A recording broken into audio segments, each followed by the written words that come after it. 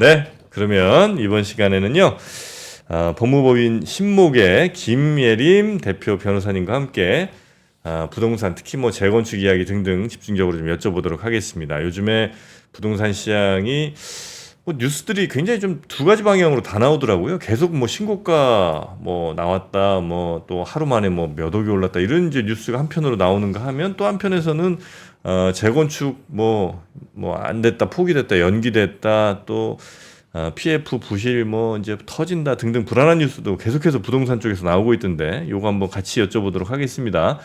김예림 변호사님 어서 오십시오. 네, 안녕하세요. 김예림 변호사입니다. 네, 반갑습니다.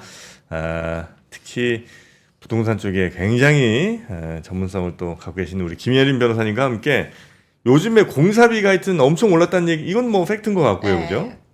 한 30% 올랐어요? 얼마나 오른 거예요? 공사비 이제 그 한 2022년 기준으로 봤을 때 뭐 재건축 재개발 공사비가 조금 다르긴 한데 500만 원대였거든요. 22년 기준 평당. 근데 이제 지금 최근에 뭐 제한된 거를 보시면은 이 서울 금천구 남서울 럭키 아파트라고 있어요. 네. 여기 시공사에서 950만 원 평당 제한을 했고요. 그리고 이제 와. 그 잠실 진주 아파트 유명하잖아요. 그리고 네. 수익성이 좀 좋은 입지에 위치한 걸로 네. 보실 수가 있는데 여기도 823만 원 제한이 됐기 때문에 이제 1000만 원 곧 넘지 않나라는 의견들이 나오고 있죠, 최근에. 아니 공사비로 따지면 그럼 거의 뭐 한 그러니까 100% 가까이 오른 거네, 그죠? 한 7, 80%는 그냥 기본적으로 오른 거고. 왜냐면 그죠, 500에서 뭐 한 800만 가도 벌써 얼마 오른 겁니까 이게?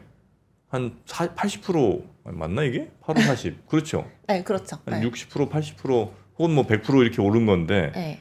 22년도 사실 시장이 22년이면 굉장히 좋았던 시장이잖아요. 네. 그때도 공사비가 싸진 않았을 텐데 그때 거의 뭐 2배 가까이 올랐다고 하면 사실 건설사 입장에서는 거의 공사를 포기해야 되는 수준 아닌가 하는 생각이 좀 들기는 합니다. 맞나요? 그래서 최근에 이렇게 뭐 출혈 경쟁이라고 부를 수 있을 만큼 네. 뭐 입지가 웬만큼 좋지 않고서는 서로 이제 시공을 뭐 그렇게 하려고 하지 않죠. 경쟁을 치열하게 하려고 하지 않는 상황이다라고 보시면 되고 많이 보셨겠지만 이제 그 공사비 갈등이 굉장히 많아요, 사업장에. 그래서 그쵸. 착공 못 들어가는 것들도 상당히 많고 그러니까 그때 계약하거나 그때 네. 이제 얘기돼 갖고 오케이 그럼 우리 뭐 평당 500씩 해갖고 한번 갑시다 그렇죠. 했는데 한 네. 1, 2년 지나서 지금 보니까 공사비가 너무 올라갖고 아예 그냥 건설사에서 우리 못하겠다고 포기하는 데도 나오는 것 같고 네. 그럼 니네 가만 안 둔다고 소송하고 뭐 이런 데도 좀 있는 것 같고. 그렇죠. 그래서 재개발 재건축 같은 경우에는 네. 시공사 선정을 이제 보통 조합 설립 인가하고 서울 같은 경우에는 사업 시행 인가하고 이제 선정을 하는데 네. 그때부터 이제 착공 공사 들어가려고 하면 10년 걸려요. 그러다 보니까 이제 다시 공사비 협상이 돼야 되는 거죠. 근데 그 그 과정에서 네. 공사비가 많이 이제 지금처럼 급격하게 올랐다라고 하면은 조합원 추가 분담금이 갑자기 몇 배로 올라 버리는 거예요. 그러다 보니까 갈등이 생길 수밖에 없고 이제 조합 입장에서는 그렇다고 공사 안 할 수는 없으니까 네. 안 하고 이제 기다리면은 공사비 내려가느냐 그것도 장담할 수가 없고 공사비는 안 내려갈 것 같은데. 네, 장담할 한번 올라버린 물가는 그쵸. 원래 내려가기가 어려우니까 그러니까 일단 인건비가 많이 들고 그렇죠. 그다음에 거기에 뭐 예를 들면 시멘트든 아니면 철강이든 이런 것들이 다 오른 거죠 지금. 그렇죠. 다 올랐죠. 네. 네. 거기다가 이제 뭐 그런 상황이다 보니까 어쨌든 간에 이제 그 시공사에서 뭐 제안을 하는 공사 비슷하게 해서 협상을 네. 할 수밖에 없는 거죠. 아, 그렇죠. 그래서 이제 공사비가 이거보다 내려갈 거를 혹시 무슨 재건축 조합 같은 데서 기대하시더라도 네. 아마 그렇게는 어려울 거고. 그럼 이제 오른 공사비에 맞춰서 공사를 할 거냐 아니면 좀 더 지켜볼 거냐, 뭐 집값이 더 올라가면 뭐 그게 또 가능하겠습니다만 그런 고민들을 지금 뭐 조합 같은 데서 하고 있는 거고. 네. 예, 그러다 보니까 새 집이 그래서 공사가 안 들어가니까 새 집에 대한 혹은 뭐 새 집까지는 아니더라도 새 집 비슷한 한 5년 뭐 한 7년 요 정도 된 준 신축 아파트에 대한 인기가 올라가는 것 같기도 하고 요거는 맞나요? 네, 말씀하신 게 맞아요. 왜냐하면 어쨌든 지금 다시 새로 지으려면은 원가가 너무 많이 들어가잖아요. 네.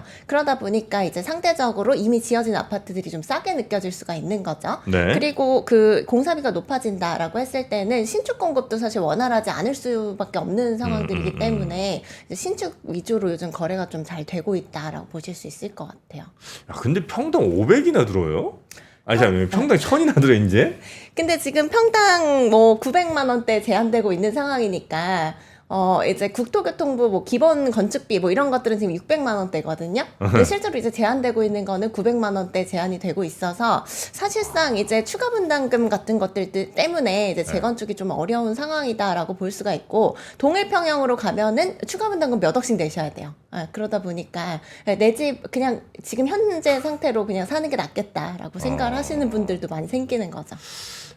저는 물론 이제 안 지어봐서 제가 당연히 모르는 거긴 한데, 예를 들어 집을 뭐 한 2층짜리 집을 져. 네. 그럼 평당 뭐 1,000만 원 뭐 그렇게 들 수 있을 것 같아요. 아파트는 근데 그렇게 쭉 올리는 거잖아. 네. 근데 올리는데 뭐 30층 막 이렇게 짓는데, 그러면 그게 한 평이라는 게 각 층마다 한 평씩 해서 1,000만 원씩 받는다는 거 아니에요? 그렇죠.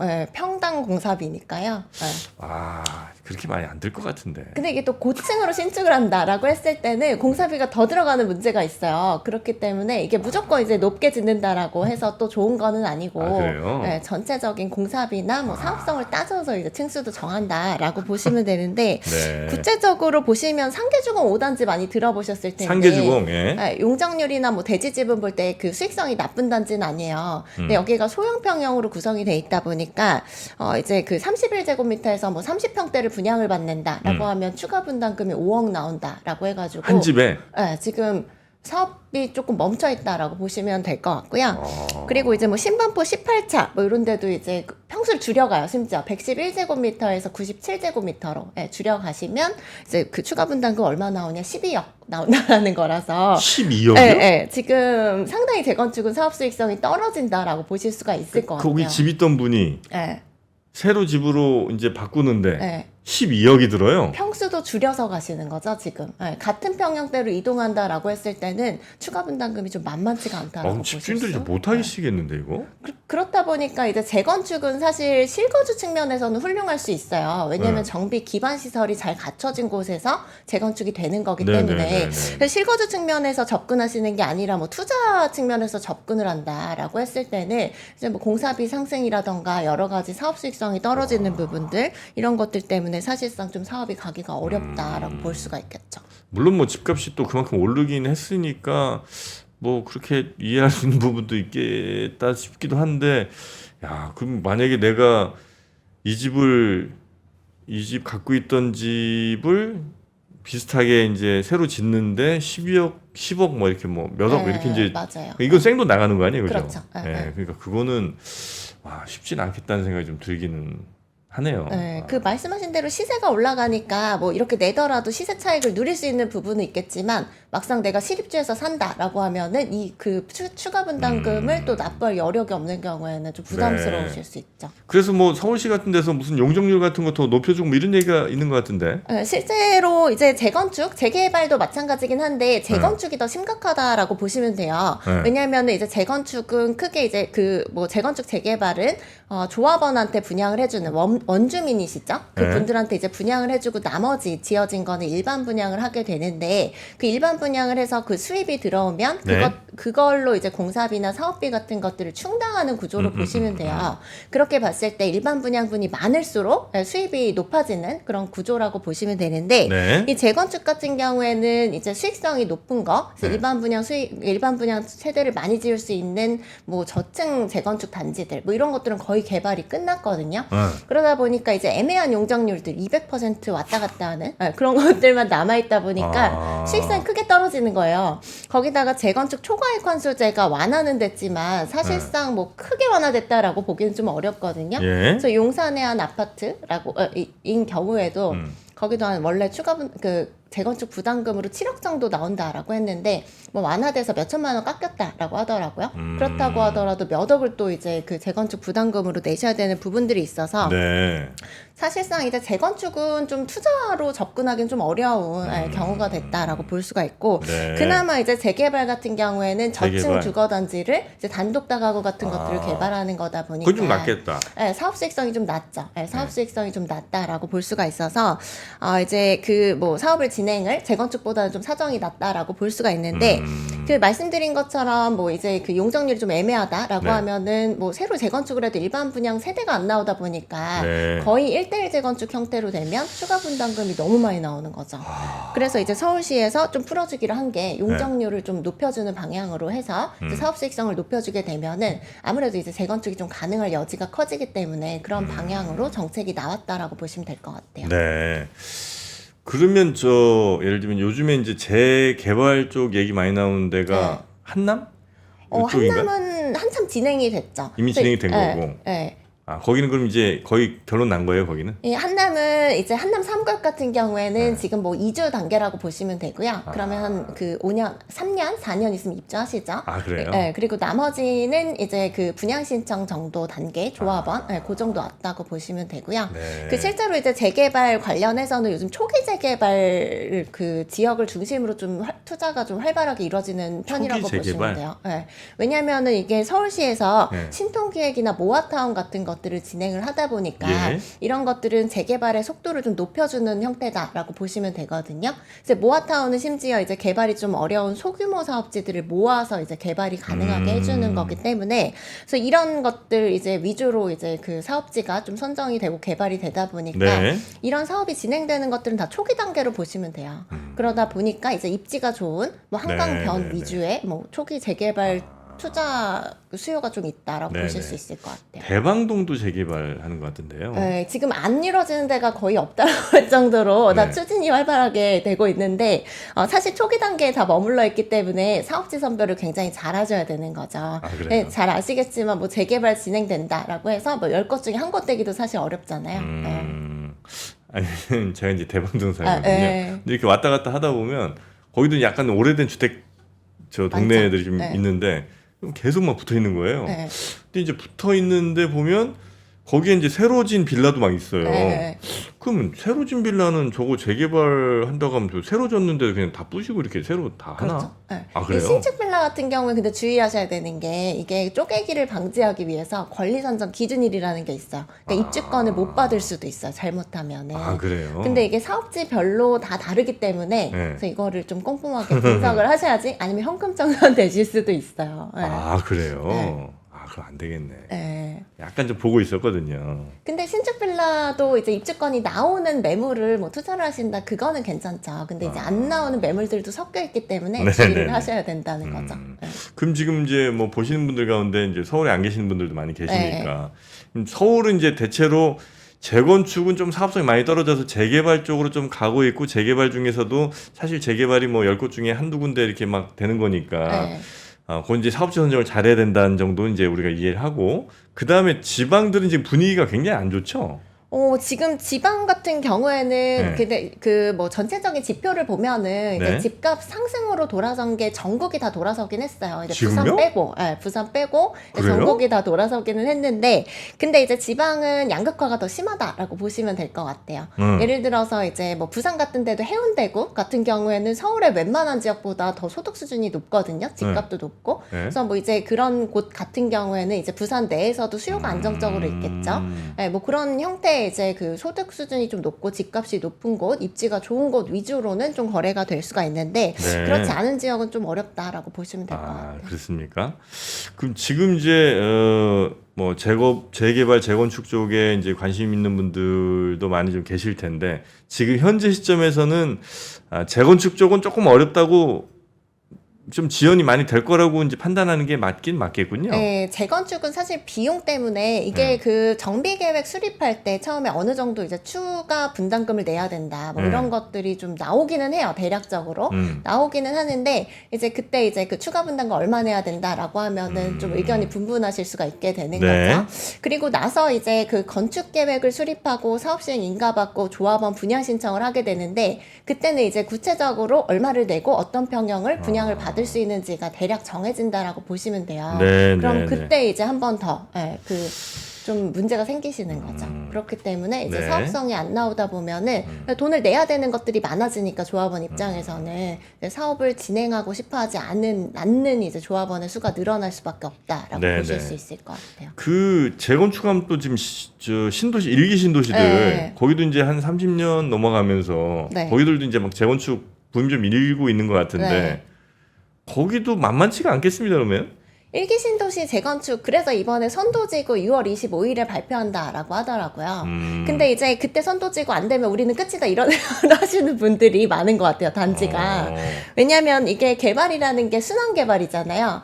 그 국토교통부에서도 그렇겠죠. 뭐 네네. 이주 대책이나 이런 것들을 내놓긴 했는데 뭐 뾰족한 수는 없더라고요. 그러니까 결국에 이제 그 재건축 단지가 일시에 많이 이주를 하게 된다라고 하면은 뭐 이런 이주 수요들 때문에 집값이 또 불안정해지는 부분들이 있기 때문에 순환해서 개발할 수밖에 없거든요. 네. 그래서 실제로 이제 뭐 2000년대 초반에 그 지정이 됐던 뉴타운 같은 경우에도 뭐 기름 뉴타운이나 은평 뉴타운 제외하고 최근에 이제 입주하기 시작한 뉴타운들이 대부분이라고 보시면 될 정도로 네. 사업이 굉장히 더디게 진행이 된다라고 볼 수가 있어요. 그래서 이번에 선도지구 지정에 이제 사활을 걸고 계시다. 재건축 단지들이 그렇게 볼 수가 있고 그 선도지구 지정 요건을 보니까 주민 동의율이 압도적으로 많은 점수의 비중을 차지하고 있더라고요. 주민들이 많이 찬성하는 동네를 먼저. 네. 아. 근데 이게 그 말은 이제 곧 이제 주민 동의가 높아야만 사업이 좀 지연되지 않고 원활하게 진행될 수 있는 부분들이 있기 때문에 네. 이런 부분들을 좀 중점적으로 보겠다라는 거고 또 하나는 이제 통합 재건축하는 경우에는 또 가산점을 주도록 돼 있어요. 근데 이게 통합 재건축이 사실 쉬운 거는 아닌 게 네. 여러 단지가 이제 그 모여서 재건축을 하는 거잖아요. 그럼 단지별로 뭐 사업 수익성이 좀 다를 수도 있고 여러 가지 좀 문제들이 있을 수가 있기 때문에 초기에는 이제 묶어서 간다라고 하더라도 이제 중간에 뭐 건축 계획을 수립하거나 조합원 분양 신청할 때 네. 뭐 이런 때 이제 수익을 어떻게 배분할 것인가 비용과 뭐 이런 문제들로 좀 지연될 가능성이 있다라고 볼 수가 있겠죠. 거기 이제 어쨌든 이주 수요라는 게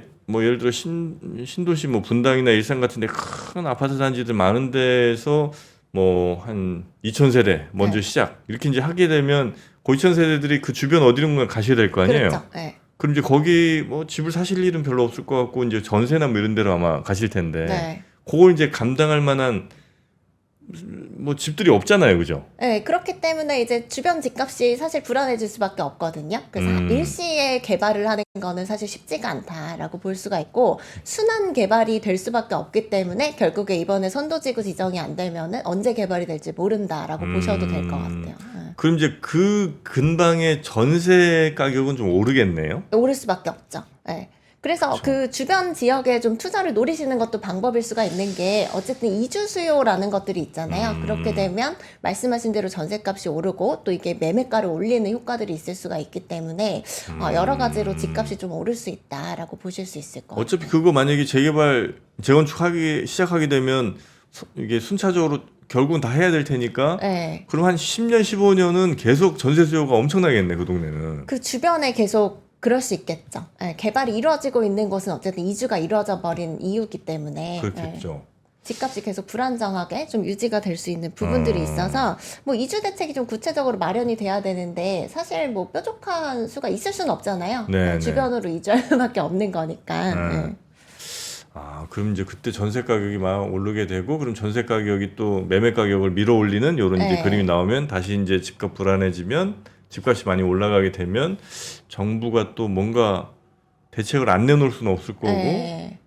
아, 이거 또 복잡한 계산이. 네, 그럴 수 있겠죠. 아, 신도시 중심으로 그럼 지금은 조금 네. 가격이 올라갈 가능성이 높다 이렇게 네, 생각. 지금 그 뭐 일기 신도시 관련해서는 직접적인 호재가 있기 때문에 네. 최근에 이제 선도지구 지정 앞두고 선도지구로 지정될 수 있는 가능성이 높은 곳들은 지금 계속 신고가가 나오고 있다라고 보실 수가 있고요. 그래요? 서울 같은 경우에는 이제 한강변 입지가 좋은 이제 재개발 위주로 해서 지금 투자 수요들이 계속 들어온다라고 보실 수가 있을 것 같아요. 근데 그 정도로 이게 지금도 이제 저는 아직 이제 제가 집이 없어서 그런지 모르겠습니다만 집값을 뭐 10몇억 막 이렇게 막 낼 만큼 사람들의 소득 수준이 많이 좀 따라왔나에 대한 네. 의심이 늘 있거든요. 네. 그래서 한 번은 떨어지지 않을까 생각했는데 떨어질 요인보단 지금 말씀 들어보면 올라갈 요인이 더 많아 보이는데 맞나요?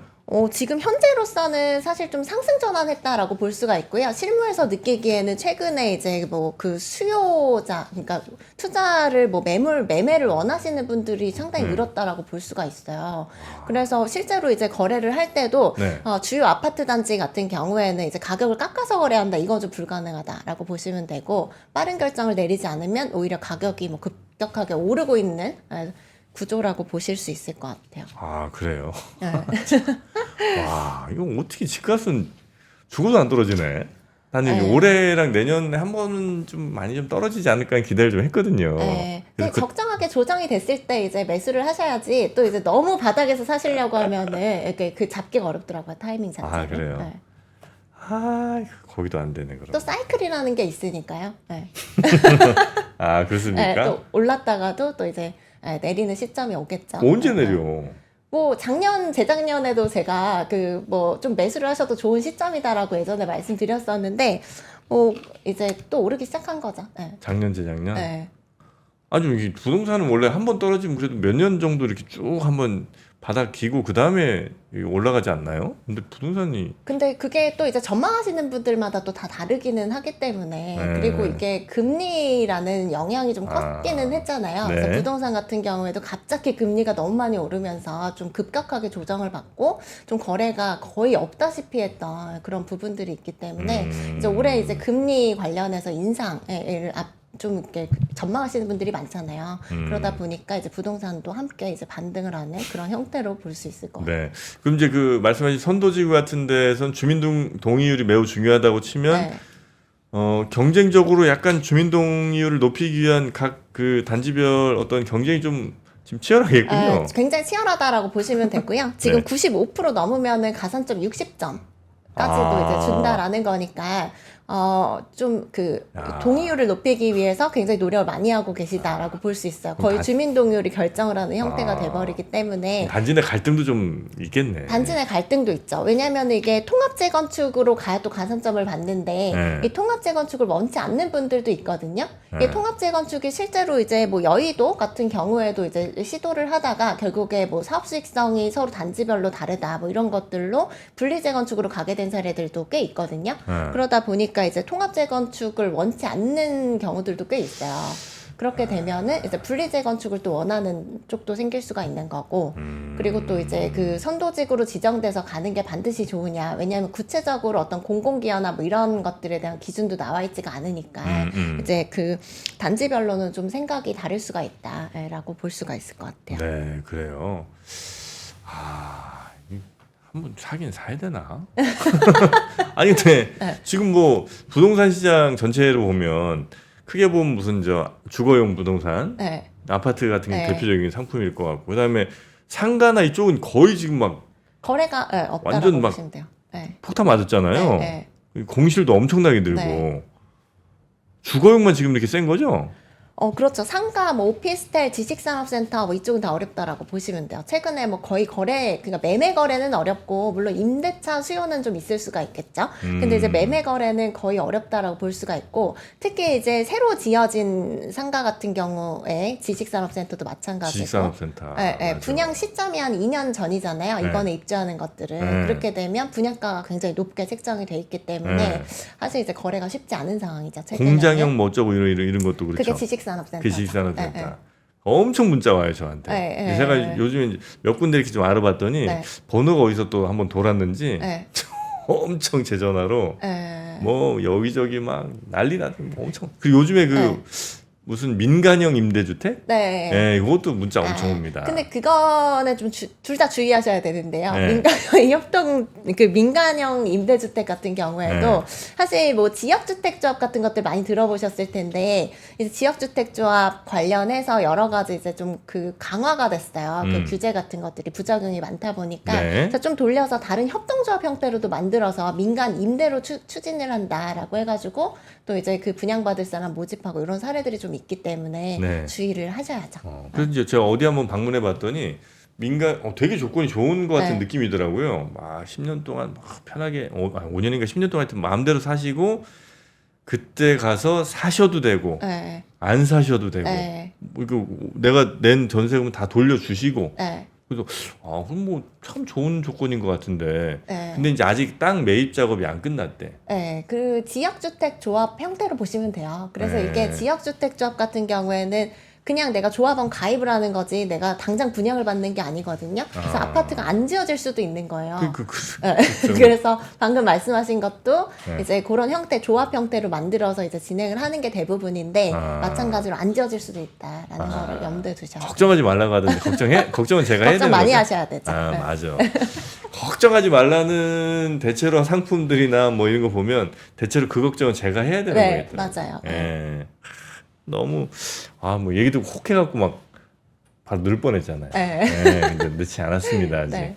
하여튼 뭐 일단 500만 원만 넣으래요. 네. 예, 500만 원만 넣고 뭐 그다음에 뭐 중도금 다 뭐 대출되고 대출해 주시고 네. 무이자로 또 다 해 주시고 뭐 너무 조건이 좋더라고요. 네. 그래서 거의 뭐 한 500만 원이면 집 사는 느낌으로 네. 예, 그렇게 해 주신다고 그래서 네.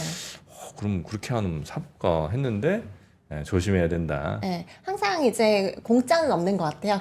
그리고 또 이제 저평가라는 건 없기 때문에 항상 그거에 맞는 그 투자 가치에 맞는 가격들이 좀 정해진다라고 생각하고 접근을 하시면 네. 이제 그 좀 위험을 피하실 수 있겠다라는. 알겠습니다. 하여튼 그런 건 늘 제가 조심해야 하고 뭐 스스로 잘 검토해야지 뭐 누구한테 그냥 맡기고 그냥 알아서 잘 해주시겠지 이게 절대 안 되더라고요. 네, 항상 그런 거 이제 좀 조심하도록 하겠습니다. 그럼 지금 현재 시점으로 보실 때 우리 변호사님께서 어느 쪽 뭐 부동산 시장이 조금 더 그래도 투자하기에 혹은 뭐 내가 실거주하기에 더 유리하다고 보시고 어느 쪽은 조금 조심하는 게 좋다고 네. 보시는지 정리 말씀 좀 주신다면요. 저는 재개발, 재건축 위주로 많이 사건을 하다 보니까 네. 이제 재건축 쪽은 좀 실거주 측면에서는 모르겠는데 이제 투자 가치는 좀 따져보셔야 된다라는 거고요. 재건축 쪽은 네, 재건축 쪽은 이제 사업성이 떨어지는 단지들이 대부분이고 뭐 재건축 초과이익 환수제 같은 것들로 좀 어렵다라고 보시면 되고 재개발 같은 경우에는 이제 소액 투자가 가능하다라는 부분 때문에 초기 재개발 투자로 많이 들어가시거든요. 근데 이제 재개발이라는 거는 내가 돈이 적은 대신에 이제 시간을 묻는 투자라고 보시면 돼요. 그래서 초기 재개발 그 사업지에 뭐 투자를 하신다라고 네네. 하면은 중간에 지연되거나 중단될 위험성이 항상 있는 거기 때문에 이런 점들을 잘 고려를 하셔야 되고 특히 이제 재개발은 매물별로 투자 수익성이 다 다를 수가 있어요. 네. 그렇기 때문에 사업지 분석뿐만 아니라 매물 분석도 굉장히 철저하게 하셔야 된다라는 점을 좀 말씀드리고 네네. 싶어요. 이제 재개발은 어떤 동네 하나 이제 전체적으로 바꾸는 건데 네. 거기에서도 그냥 일반적인 뭐 단독주택이 있을 수도 있고 빌라나 뭐 다양한 것들이 있을 수 있는데 네. 요거별로도 또 나중에 수익성이 매우 달라질 수 있는 그렇죠. 거군요. 그리고 재개발 같은 경우에는 1월 10일 대책에 보시면은 이제 비아파트 그 소형주택 같은 경우에 이제 세제 혜택을 주는 게 있어요. 그래서 그 전용 60제곱미터 이하이면서 6억 원 이하다라고 하면은 올해 내년에 지어지는 거 매수를 하시거나 기축이라고 하면 임대사업자 등록하시면 주택수 포함이 안 돼요. 세금 과세할 때. 그래서 이런 것들 때문에 사실 재개발 시장에 좀 유입되는 수요들이 있다라고 보실 수 있을 것 같아요. 그렇습니까? 네. 그건 이제 그 크기에 따라서 주택수에 네. 포함이 안 될 수도 소형 있어요. 비아파트만 이제 해당이 된다. 그러니까 빌라라던가 뭐 소형 이제 도시형 생활주택 뭐 이런 것들. 네. 그런 것들은 주택수에 포함이 안 된다. 네. 그런 것도 잘 알아봐야 되겠네요, 그죠? 네, 잘 알아보시면은 현재 주택을 갖고 계시다라고 하면 어쨌든 절세도 중요하잖아요. 투자 수익도 네네네네네네. 중요하지만 그래서 활용하실 수 있어요. 대신 그 나중에 입주 이건 나오는 거예요? 입주권 나오죠. 입주권 나오고. 그건 상관없고요. 그렇습니까? 네. 네. 요즘 경매 시장도 뜨겁던데. 경매요? 네. 사실 저는 스스로가 경매가 별로 관심이 없긴 한데 그래요? 네. 이제 가치가 있는 주택은 뭐 아주 싸게 낙찰되는 사례는 별로 없다라고 볼 수가 있고 네. 말씀하신 대로 뭐 전세 사기 여파나 이런 것들 때문에 사실 경매 사건 수가 엄청나게 늘었다라고 볼 수는 있어요. 맞아요. 그래서 잘 선별하시면은 아주 싼 값에 이제 또 그 낙찰을 받으실 수 있는 부분들이 있기 때문에 뭐 그렇다고 해서 이제 관심을 안 가지신다 안 가지시는 걸 추천드린다 이건 아니에요. 네. 어디 제가 이제 주말에 네. 경매 알림이 들어와서 이제 아파트 한번 낙찰 받아볼까 해서 네. 이제 들어갔다가 땅이 있는데 네. 거의 뭐 10분의 1 가격인 거예요. 네. 그 문제가 있는 땅일 가능성이 높은 거죠. 그런 너무 것 가격이 같더라고요. 떨어진다라고 했을 때. 설명을 이렇게 봤더니 네. 일단 맹지야. 네. 그러니까 도로가 접근이 안 되고 네. 그래서 이제 산 타고 올라가면 갈 수는 있는데 그 안에 또 뭐 이렇게 묘지가 뭐 이렇게 있는 모양이에요. 네네. 그래서 뭐 묘지 관련된 무슨 권리가 뭐 맞아요. 있고 뭐 등등 뭐 컨테이너가 하나 있는데 뭐 이렇게 설명이 쭉 있더라고요. 네. 그래서 뭔지는 모르겠는데 하여튼 되게 싸갖고 한번 낙찰 받아볼까? 막 한 3,000평 되는데 네. 2천만 원 막 이러는 거예요. 근데 한 번 사시면 다시 팔 수가 없는 땅이라고 보시면 될 것 같아요. 네. 그리고 너무 혹했습니다. 네. 그래서 아파트 같이 거래가 잘 되는 거는 이제 경매 들어가도 그렇게 낙찰가가 안 떨어지기 때문에 그쵸? 네, 그렇게 가치가 네. 그러니까 선별하시기가 좀 쉽지는 않죠. 맞아. 경매에서. 싼 데는 다 이유가 있지 네. 뭐. 알겠습니다. 자, 오늘은 우리 김예림 변호사님과 함께 재건축 시장 이야기 조금 더 집중적으로 나눠봤고요. 또 다음 기회에 또 뵙도록 하겠습니다. 오늘 고생 많으셨습니다. 네, 감사합니다. 네, 고맙습니다. 자, 오늘 이제 시장이 곧 시작할 텐데요. 오프닝 벨 라이브와 함께 오늘 우리 시장도 분위기 한번 잘 살펴봐 주시고 이번 주 또 목요일이 아무래도 장이 없는 날이다 보니까 또 현충일이다 보니까 조금 눈치 보기 장세가 이어지는 것 같기는 합니다. 자, 오늘은 여기서 저는 인사드리고 이어지는 오프닝 벨 라이브도 많은 시청 부탁드리겠습니다. 함께해 주신 여러분 고맙습니다. 박근영, 이선영, 사경인, 염승환 투자 마스터들의 세심한 케어로 건강한 투자 습관을 만드세요. 3프로 멤버십 3프로 앱에서 확인하세요.